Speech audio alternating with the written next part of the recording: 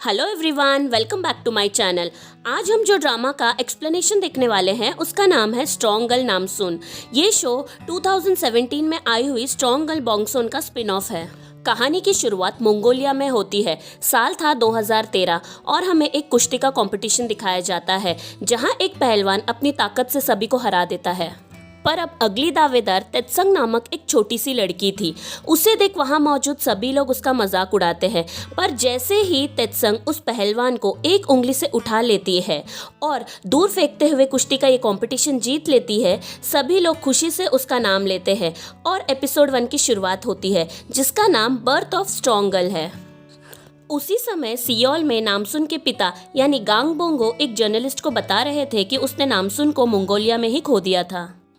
तभी दूसरी ओर वांग गमजा एक अमीर सीईओ और नामसून की मां अपनी सेक्रेटरी के सजेशन से एशियन स्ट्रेंथ कंपटीशन ऑर्गेनाइज करने का प्लान कर रही थी। वांग गमजा अपने सेक्रेटरी से कहती है कि नामसून दुनिया में सबसे ज्यादा ताकतवर लड़की है। अब मंगोलिया में तेत्संग की कुश्ती जीतने की वजह से उसका फोटो खींचा जा रहा था। तभी कैमरे की फ्लैश की वजह से उसे अपने फैमिली के साथ लिए हुए कुछ फोटोज के फ्लैशेस दिखाई देते हैं। दूसरी ओर बोंगो उस जर्नलिस्ट को अपनी बेटी नामसून के सुपर पावर्स के बारे में बताता है और ये भी बोलता है कि इनके खानदान की लड़कियां सुपरनैचुरल स्ट्रेंथ के साथ पैदा होते हैं और ये ताकत पिछले 500 साल से पास ऑन हो रहा है और इनकी सुपर पावर्स एक्स क्रोमोसोम जो इनके ब्लड लाइन में मौजूद है वहां से उन्हें मिलती है। नामसून की मां गमजा एक पॉन शॉप यानी चीजें गिरवी रख के उसके बदले में पैसे देने वाला शॉप उसकी मालकिन थी।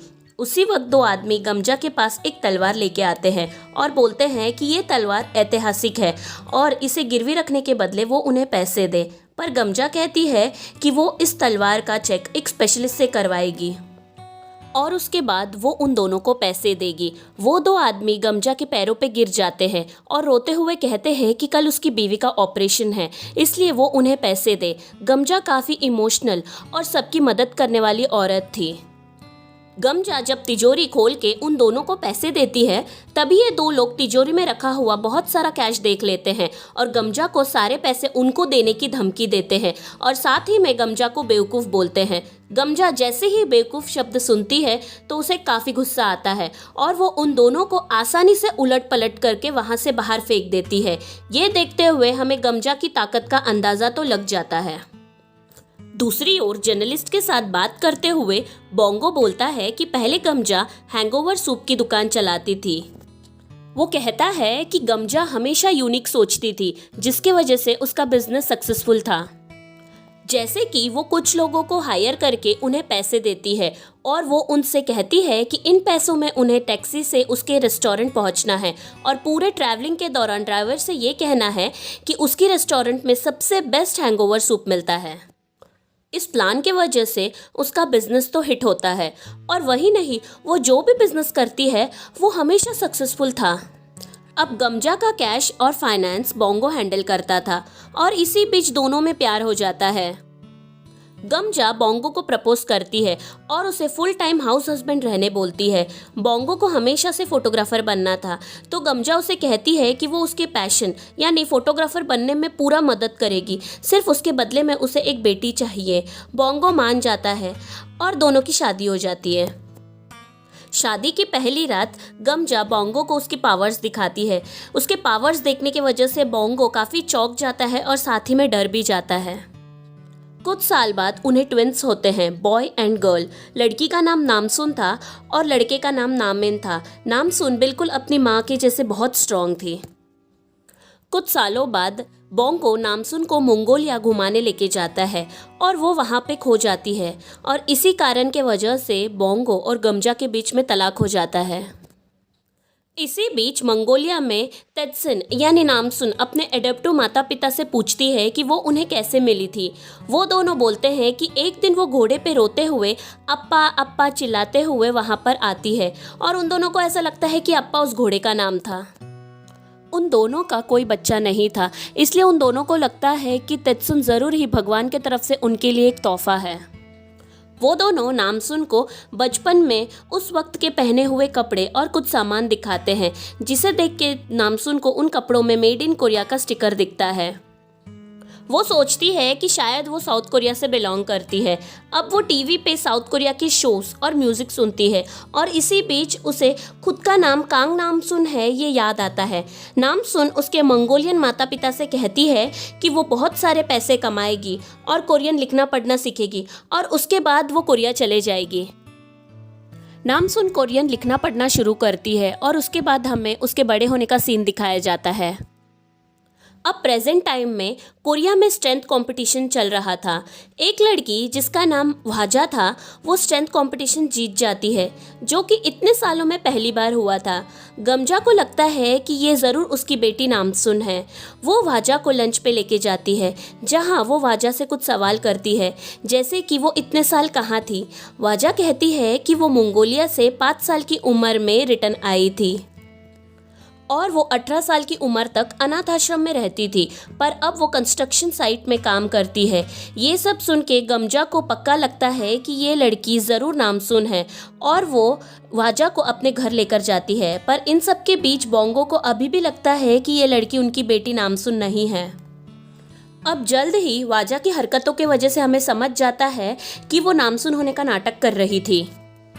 नामसुन की नानी गिल जुंग गन गमजा से कहती है कि वाजा असली नामसुन नहीं है, क्योंकि गमजा इतने सालों से न्यूज़पेपर्स में आर्टिकल्स प्रिंट करवाती थी जिसमें नामसुन कहाँ गुम हुई है और कैसे गुम हुई है उसकी सारी डिटेल्स है। इसलिए नामसुन की स्टोरी हर किसी को पता है और वाजा का स्ट्रेंथ उनके स्ट्रेंथ से मैच नहीं करता।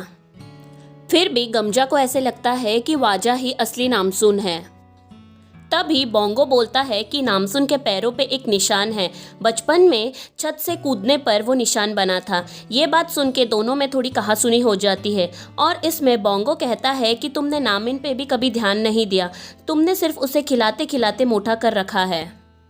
अब मंगोलिया में नामसुन के एडॉप्टिव पेरेंट्स ने अपने सारे शिप्स को बेच दिया था और वो पैसे वो नामसुन को देते हैं, ये कहते हुए कि ये पैसे उसे कोरिया में काम आएंगे। जब नामसुन घर के बाहर आती है तो वो उसके घोड़े को भी मरा हुआ पाती है। घोड़े के मरने के बाद वो उसके गले की घंटी आसमान में फेंकती है, जो आके कोरिया में एक पुलिसमैन के सिर पे लगती है। नामसुन अपने मंगोलियन माता पिता को अलविदा कह के कोरिया के लिए निकलती है। दूसरी ओर गमजा वाजा को शॉपिंग कराने लेके जाती है और उसका मेकओवर करती है। अब अगले सीन में हम एक औरत को गमजा के ऑफिस में कुछ पेपर्स के बदले पैसे मांगते हुए देखते हैं, पर वहाँ का मैनेजर उसे मना करता है, ये कहते हुए कि ऑलरेडी उसका सारा प्रॉपर्टी उनके पास गिरवी है। गमजा को उस औरत के बर्ताव में कुछ अलग महसूस होता है। वो मैनेजर को पैसे देने के लिए बोलती है। अब दूसरी ओर पूरी पुलिस फोर्स को ड्रग्स के बारे में कुछ टिप मिलता है और सारा पुलिस फोर्स उसे पकड़ने निकल जाता है। और यहाँ गमजा भी अपने बाइक पे पूरी तरह से काले सूट पहन के निकलती है। अब वही औरत जो गमजा के ऑफिस से पैसे ले रही थी वही अपने कार चला रही थी और उसके पास बहुत सारा कैश था। कुछ दूर में वो किसी को सारे पैसे दे के कोई पार्सल लेती है और शायद उस पार्सल में ड्रग्स था। ये सब होते हुए एक पुलिस ऑफिसर देख लेता है।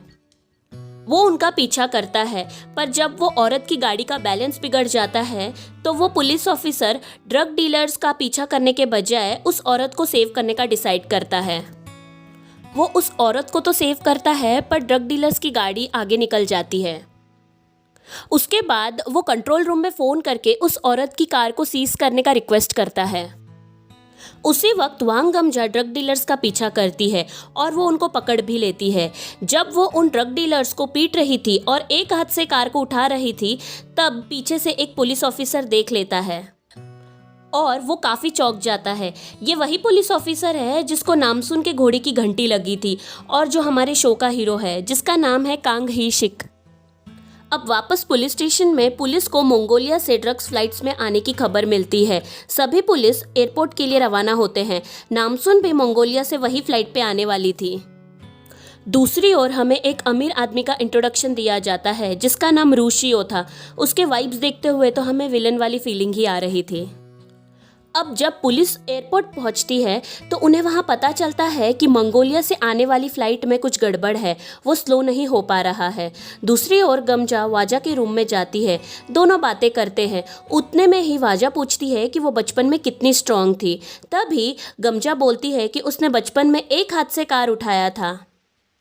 तभी दूसरी ओर प्लेन को स्लो ना होता हुआ देख के नामसून प्लेन का दरवाज़ा तोड़ देती है और वो प्लेन से कूद जाती है और वो जाके प्लेन का व्हील्स पकड़ लेती है और अपनी पूरी ताकत लगा के प्लेन को रोकने की कोशिश करती है, जिसमें वो सफल भी हो जाती है। अब जब नामसून प्लेन को स्लो करके अपनी ताकत का उपयोग कर रही थी, तभी गमजा और उसकी नानी दोनों को उनके खानदानी ताकत का यूज़ होने का एहसास होता है। उनके चारों ओर एक अजीब सी कलरफुल मैजिकल रोशनी फैल जाती है और उनके आंखों का कलर भी चेंज हो जाता है। गमजा को इससे ये तो पता चल जाता है कि वाजा असली नामसून नहीं है और नामसून शायद अब नज़दीक है। दूसरी ओर नामसून को प्लेन रोकते हुए रूशियो भी देख लेता है और यहाँ पे एपिसोड 1 खत्म होता है। एपिसोड 1 तो काफ़ी एंटरटेनिंग था, हमें सारे कैरेक्टर्स का इंट्रोडक्शन दिया गया है, साथ ही यहाँ पे वाजा का मिस्ट्री वाला प्लॉट भी है। Clearly strong girl Namsoon comedy plus action pack drama है, जस्ट लाइक उसका सीज़न 1 था।